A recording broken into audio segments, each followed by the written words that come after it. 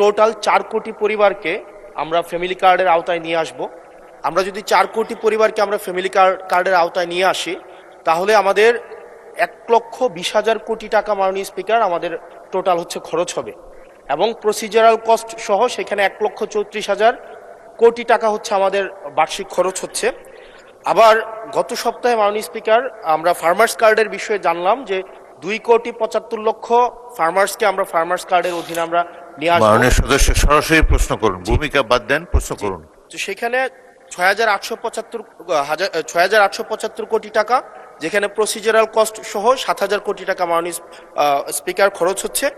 অর্থাৎ মাননীয় প্রধানমন্ত্রীর কাছে আমার প্রশ্ন, এই পদক্ষেপগুলো নিঃসন্দেহে মানুষকে সংযোগ করেছে, মানুষ এগুলোর প্রতি আকৃষ্ট হয়েছে, কিন্তু আমার প্রশ্নটি হচ্ছে আমরা 1,40,000 কোটি টাকা প্রত্যেক বছরে যদি একটা নির্ভরশীল অর্থনীতির খাতে আমরা বিনিয়োগ করি, সেক্ষেত্রে এটা কতটা হচ্ছে আমাদের অর্থনীতিকে স্বনির্ভর করবে, এবং এই অর্থটাকে আমরা সোশ্যাল সেফটি নেটসের যেই খাতগুলো এখন বর্তমানে বিদ্যমান রয়েছে সেগুলো থেকে কেটে এনে আমরা সেখানে বরাদ্দ দিচ্ছি, নাকি হচ্ছে আমরা নতুন করে আমরা এই খাতগুলোতে টাকা দিচ্ছি? যদি নতুন করে দেই সেক্ষেত্রে মুদ্রাস্ফীতি ঘটার সম্ভাবনা রয়েছে কিনা সেটি পরীক্ষা করা হয়েছে কিনা, এটি আমার প্রশ্ন। ধন্যবাদ মাননীয় স্পিকার। মাননীয় প্রধানমন্ত্রী। মাননীয় স্পিকার, আপনাকে ধন্যবাদ। মাননীয় ইয়াং সংসদ সদস্য, আপনাকেও ধন্যবাদ আপনার প্রশ্নের জন্য। অবশ্যই আল্লাহর কাছে শুকরিয়া, আলহামদুলিল্লাহ, যে আমরা যে ফ্যামিলি কার্ডের কথা জনগণকে বলেছিলাম নির্বাচনের পূর্বে, সেই ফ্যামিলি কার্ডটি মানুষ গ্রহণ করেছে, এবং আপনি নিজেও সাক্ষী, আপনি নিজেও সাক্ষী, আপনার নির্বাচনী এলাকাতেও আপনাকেও মহিলারা ঘিরে ধরেছিল ফ্যামিলি কার্ড দেওয়ার জন্য। আপনি উত্তরে বলেছেন যে এই মুহূর্তে ফ্যামিলি কার্ড সরকার দেবে, আপনি চেষ্টা করবেন তাদেরকে ফ্যামিলি কার্ড ডিস্ট্রিবিউট করার জন্য। মাননীয় সংসদ সদস্য, আপনি নিশ্চয়ই এটি অনুধাবন করতে পারবেন যে 4 কোটি পরিবারকে আমরা ফ্যামিলি কার্ড দিব। আমরা পর্যায়ক্রমিকভাবে সরকার এটা দেবে। পৃথিবীর কোনো সরকারের পক্ষেই একবারে এটি করা সম্ভব না। এই ডাটাগুলো কালেক্ট করতে হবে, কার কি অবস্থা, প্রত্যেকটা ফ্যামিলির ডাটা কালেক্ট করবে, পর্যায়ক্রমিকভাবে আমরা দিব। এবং প্রথম স্টেজে আমরা যারা ভালনারেবল ফ্যামিলি, আমরা তাদেরকে এই কার্ডগুলো দিব। কাজেই ধীরে ধীরে আমরা বাজেটটি তৈরি করব, এবং ধীরে ধীরেই আমরা কার্ড দেওয়ার সংখ্যাটা ধীরে ধীরে আমরা বাড়াবো। এবং সেজন্যই আমরা মনে করি আমাদের যে সব হিসাব নিকাশ করেছি আমরা, তাতে করে বাজেটের উপরে কোনো চাপ পড়ার তেমন কোনো কারণ নেই। এটি গেল 1 নম্বর। দ্বিতীয়ত, আপনি বলেছেন যে আরো যেগুলো সেফটি নেট,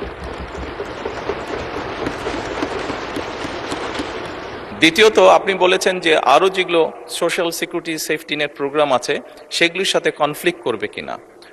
মাননীয় সংসদ সদস্য, আপনি যদি দেখেন এই মুহূর্তে যে কটি ধরনের ডিফারেন্ট কাইন্ডের এই ধরনের প্রোগ্রাম আছে, আপনি যদি সবগুলোর অর্থ সহযোগিতা অ্যাড করেন, দেখবেন যে ফ্যামিলি কার্ডে যেই 2,500 টাকা দেওয়া হচ্ছে সবগুলো অ্যাড করলে সেটার পরিমাণ না। অর্থাৎ ফ্যামিলি কার্ডে যেই সহযোগিতা দেওয়া হচ্ছে টাকার ভলিউমে সেটা সবচেয়ে বেশি, ভলিউমে বেশি, 2,500 টাকা কোনোটাই। সবগুলোকে একজন মানুষকে যদি সবগুলো সুবিধা দেন, এই মুহূর্তে যেগুলো চালু আছে, তাহলে একজন লোক 2,500 টাকার কম পাচ্ছে, বেশি পাচ্ছে না। এবং এর মধ্যে আমরা দেখেছি, এর মধ্যে রিসার্চ করে অনেকগুলো মানুষ আছে বা অনেকগুলো ব্যক্তি আছেন যাদের উপরে রিপিটেশন হচ্ছে, যে একই সুবিধা, কয়েকটি সুবিধা একজন ব্যক্তি পাচ্ছেন। তো সেগুলোকে আমরা কাট ডাউন করব, সবগুলোকে আমরা কাট ডাউন করব না, যেগুলো রিপিটেশন হচ্ছে সেগুলোকে আমরা কাট ডাউন করব। এভাবেই করে আমরা ধীরে ধীরে নিয়ে যাব। আর আপনি ইনফ্লেশনের কথা বলেছেন, আমরা অবশ্যই টাকা ছাপিয়ে দিচ্ছি না, আমরা টাকা ছাপিয়ে দিব না, বরঞ্চ আমরা মনে করি এতে ইনফ্লেশনটা কমে আসবে।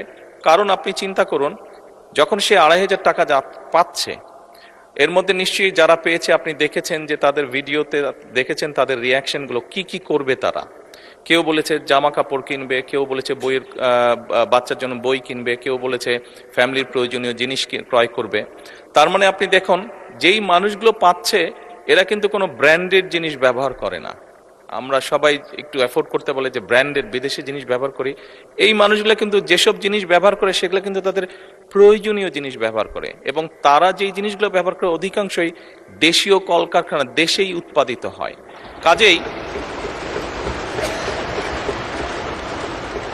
কাজেই মাননীয় সংসদ সদস্য, এই টাকাটা যখন তার কাছে যাচ্ছে, সে যখন খরচ করছে, এই টাকাটা কিন্তু গ্রামীণ ইকোনমিতে ব্যবহৃত হচ্ছে।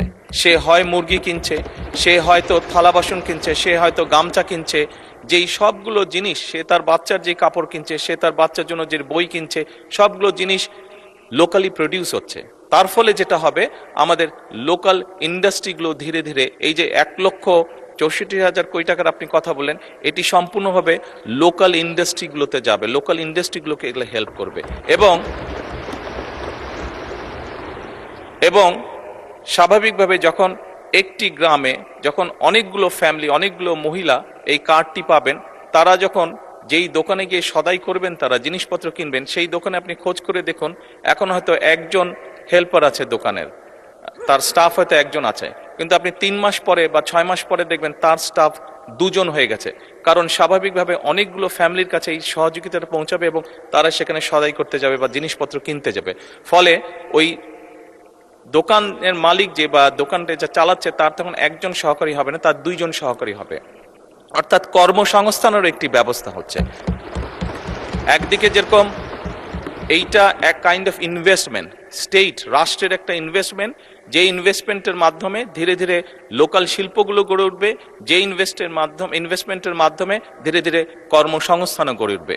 সেই জন্যই আমাদের হিসাব বলছে ইনফ্লেশন বরং কমবে, বাড়বে।